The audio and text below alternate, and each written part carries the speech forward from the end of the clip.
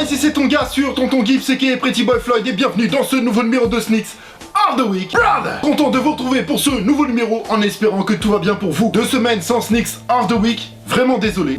Merde la mouche, merde. Mais le planning est serré et je m'en excuse. Mais bon, c'est des vacances. Ah. Et d'ailleurs, bonnes vacances à tous ceux qui sont en vacances et bon courage à tous ceux qui charbonnent. Vous inquiétez pas, je bosse moi aussi.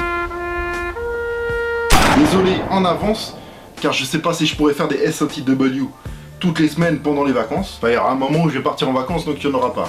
Mais il y aura d'autres choses, vous inquiétez pas. Alors tout de suite, la sélection des paires dont je ne vous ai pas parlé depuis mon dernier SOTW. C'est une sélection, je le répète, mais je ne parle pas de toutes les paires. Et tout de suite après, le SOTW pour les shoes qui arrivent lourds la semaine prochaine, du 17 au 22 juillet. La liste des paires citées dans l'émission est dans la description, ainsi que quelques liens pour en cop.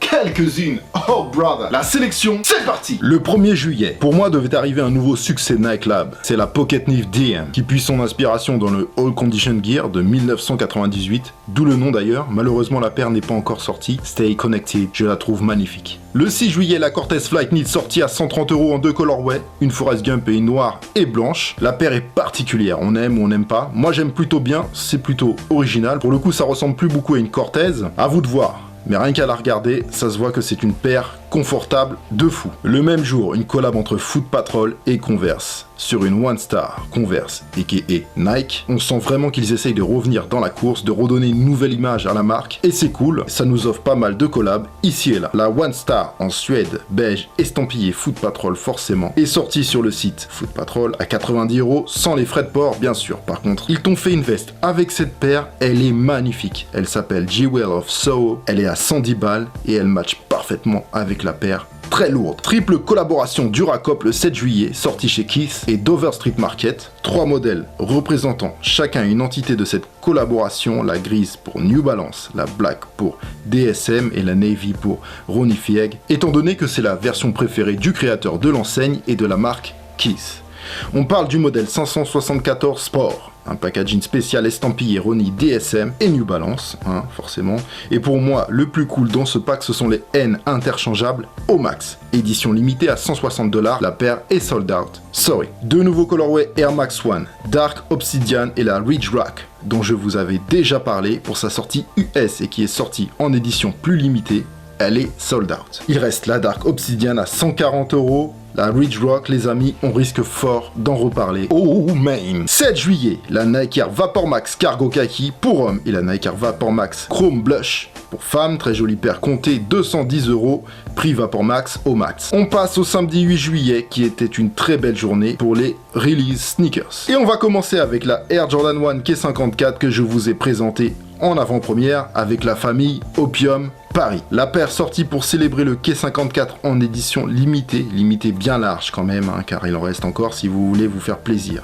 Une paire qui à mon avis personnel est plus belle en vrai qu'en photo. Elle est sortie à 160 € et surtout en qualité premium, accompagnée d'une Air Jordan 31, d'une Formula 23 et surtout de la sape estampillée K54, sans oublier la version Friends and Family distribuée à quelques chanceux. Jordan toujours, ultra premium toujours, la Air Jordan 5 Black Pinnacle est sortie avec comme d'hab sur une Pinnacle, un travail de maroquinerie important sur ces modèles à 400 €. Cuir de qualité et toujours un packaging spécial inspiré de l'armée de l'air américaine. J'adore toujours les collaborations extra butter et cette fois-ci sur 2 modèles de Puma Clyde formant un pack nommé Kings of New York. C'est un pack clairement B-Boy, couleur PIMP de New York, une Burgundy Shade et une Luxe Royal Blue. Matière au max, sortie en édition limitée lors d'une compétition de danse à West Village. Elle est sortie le 15 en Europe à 94 livres, soit 106 € à peu près. Très lourd, la collaboration entre The Good Will Art et Diadora continue avec cette paire de N9000 SPQR qui vient compléter le pack conceptuel The Rise and Fall of the Roman Empire. SPQR étant l'abréviation de Senatus Populusque Romanus. Cette paire était plus limitée que ses 2 grandes sœurs. Il y avait seulement 447 paires mondes disponibles, dont seulement 300 paires vendues. La paire s'inspire des centurions de la Légion romaine avec les armures dorées et la toge rouge.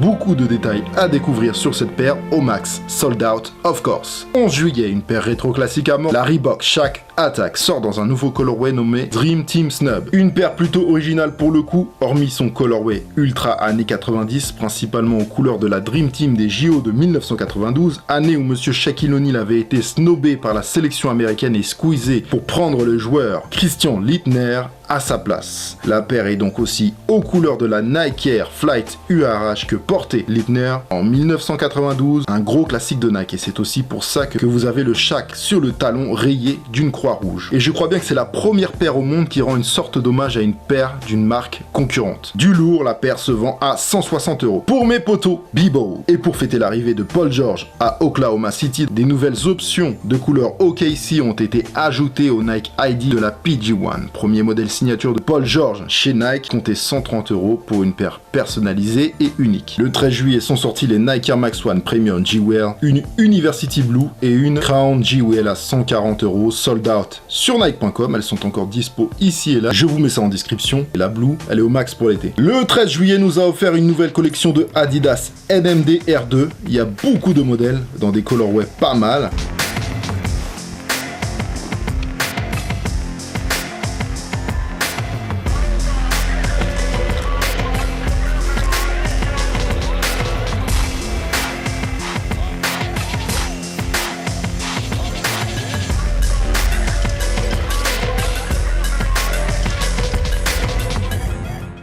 Ainsi que deux NMD CS2 Prime Knit, et je retiendrai la version Red Glitch qui est très belle, comptée entre 130 et 170 € pour les NMD R2 et 180 € pour les CS2. 13 juillet toujours, la fameuse collab Public School NYC et Jordan surnommé le City Pack qui est sorti le 27 juin à New York, Milan et Paris, chaque couleur représentant une ville. Le concept de vente très original, en tout cas pour Paris, perd un peu de sa magie avec ce restock à mon goût. Même s'ils nous ont ajouté le modèle Olive, ce qui est loin d'être négligeable. Les paires sont sold out. Of course. Le 14 juillet, Nike continue de célébrer les 45 ans de la Cortez avec une nouvelle fois une collaboration entre l'artiste tatoueur spécialiste du noir et gris dans le style LA le plus pur, j'ai nommé Mr. Cartoon, et la marque au swoosh. 3 colorways, navy, black and white, original avec un style au max. Malheureusement, elles sont juste sorties dans quelques shops américain. Samedi 15 juillet, très gros pack Jordan autour du baseball, avec deux modèles de Air Jordan 9 en cuir matelassé imitant les gants de baseball, un numéro 35 et 45 sur les talons, ainsi que sur les jerseys, baseball et casquettes qui accompagnent les deux paires liées au rêve de Michael Jordan de jouer en ligue professionnelle de baseball, qu'il a d'ailleurs réalisé sans grand succès. En 93, quand il arrêta une première fois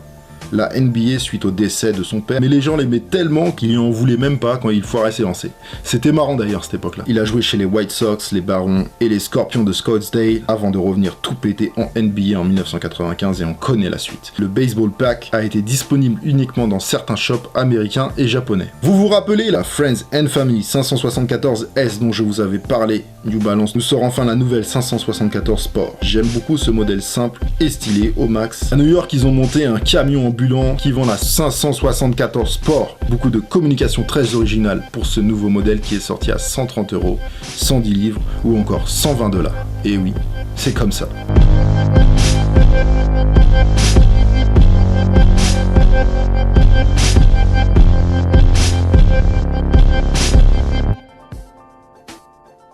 15 juillet, toujours une très réussie Nike Armour Uptempo 96 surnommée To The Bone. Bone qui est tout simplement le colorway de cette paire fétiche de Scottie Pippen qui se vend à 170 €. À savoir également qu'elle ne sort que le 15 septembre aux États-Unis. Je vous en ai déjà parlé, la magnifique Nike Special Field Air Force One Mid Triple Ivory est enfin arrivée chez Nike, même si elle était déjà sortie dans pas mal de shops, ici et là, au max 150 € la paire. Alors ça j'adore, Air Jordan 2 Deacon, Deacon pour Deconstructed. Suite aux 3 dernières à J2 Deacon, nous revoilà avec 3 nouveaux colorés plus sobres cette fois-ci, une beige nommée Sail, une navy indigo nommée Thunder Blue et une black surnommée Triple Black, évidemment. Et les paires sont franchement belles et se vendent à 150 € au max. Très belle collab, White Mountaineering et Adidas, de la SAP au max, une vraie collection avec vraiment beaucoup d'articles très originaux, ainsi que 2 modèles NMD R2 Olive et Black à 220 €. Le Japon est très chaud depuis longtemps, mais ces derniers temps,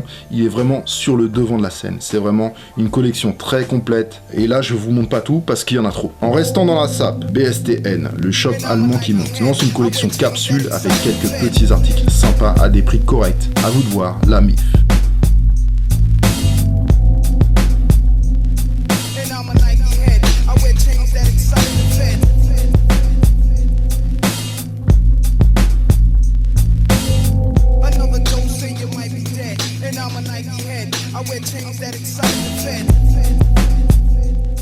Voilà pour les sorties des dernières semaines. La famille, saute dans ta DeLorean, serre ta ceinture, vérifie ton toboggan, on s'envole pour le futur, maintenant.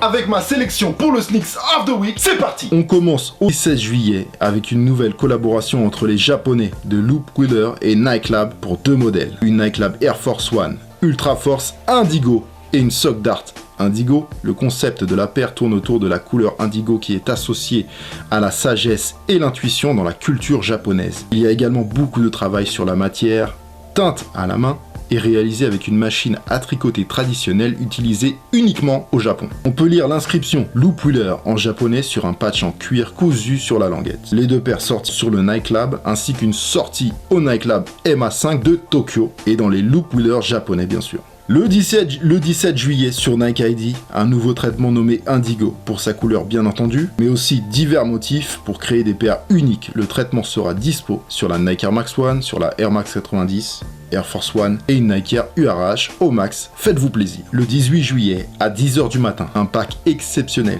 Très dur à matcher certes, mais mon attirance pour les concepts et pour le cinéma me fait kiffer ce double pack Reebok. Alien Stamper Final Battle. Pack qui rend hommage à la bataille finale dans Alien en 1986. Beaucoup de détails rappelant bien l'ambiance du film ainsi qu'un packaging au max. Seulement 50 exemplaires pour la France, alors tenez-vous prêts, comptez 330 € le pack. Un prix raisonnable par rapport à ce qu'il contient et les quantités. Et c'est plutôt rare que Reebok fasse ce genre de bail là. Au Main, le 19 juillet aux États-Unis et en Europe, la collection Capsule Run Through Time, composée en particulier de la Adidas Consortium UB Mid Run Through Time. Je la kiffe à mort, une paire très hype et simplement très réussie. J'imagine beaucoup de tenues avec. La paire sera à 210 € et accompagnée d'une Energy Boost à 160 €. Le 21, plusieurs nouveaux colorways de la Adidas Tennis Human Race en collaboration avec Pharrell Williams. Plus de couleurs pour le coup.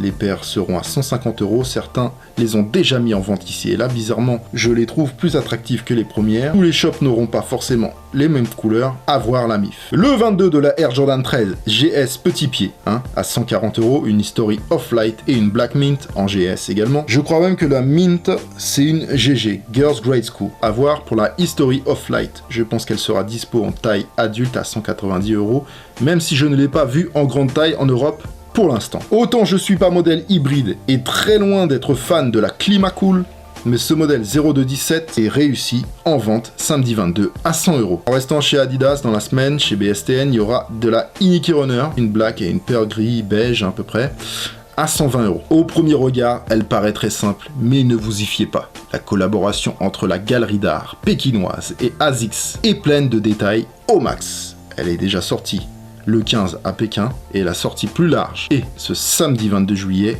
Tenez-vous prêts. Au Main. It's done, family. Donc voilà pour cette semaine. Short, tactique et lacrymo de circonstances, saupoudré d'un peu de chance, comme d'hab. Au Main, second degré. Si tu as kiffé la vidéo ou certaines paires, tu es complètement libre d'écraser ce putain de thumbs up ici, en bas de la vidéo. Au Main, un thumbs up, c'est un pouce en l'air. Ok les gars? L'abonnement à la chaîne est complètement gratuit et sans aucun danger physique. N'oubliez pas la liste des paires citées dans l'émission et dans la description. Je tiens aussi à préciser que c'est une émission enregistrée et préparée à l'avance. Donc une fois en ligne, je ne peux pas modifier les sorties, éventuellement repousser ou annuler. Je vous rappelle encore que c'est une sélection et qu'il y a beaucoup d'autres paires qui sortent chaque jour dans toutes les marques. Retrouvez-moi sur les réseaux sociaux, les liens sont un peu partout sur ma chaîne. Pour les curieux, c'est souvent sur Instagram que vous pouvez spoiler mes futures émissions pour YouTube. Un grand merci à vous pour la force et à très vite pour une nouvelle émission. Brother.